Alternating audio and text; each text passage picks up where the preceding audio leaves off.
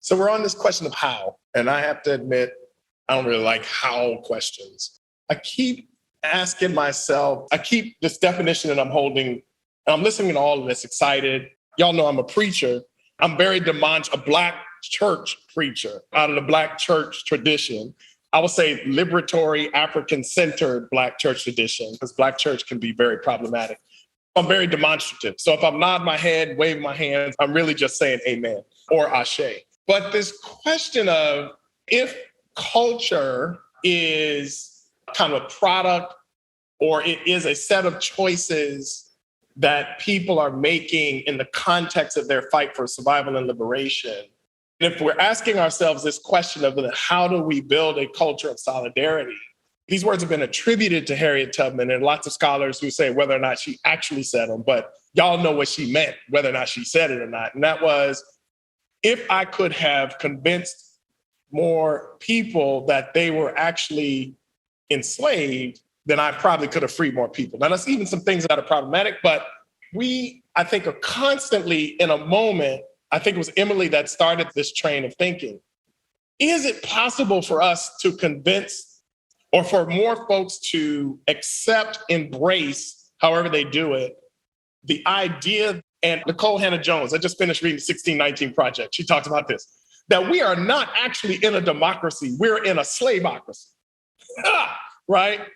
If you knew that this thing was actually built to enslave clearly Black bodies, to steal and exploit the land that was stolen from our indigenous sisters and brothers. If more people actually accepted that and realized that, no, we are constantly, daily, given what this system is designed to do, we are constantly in a fight for freedom, all of us, not just Black folks, but all of us, right? Because folks are looking at Black folks saying, y'all always fight. But like, our fight is actually your fight. If we could convince more people of that, right? And that, God, here it comes, that it's the Ubuntu, that my freedom and my humanity is caught up in your humanity, that my liberation is your liberation. If we could convince more people of that, then we might be able to build a basis for a culture of solidarity.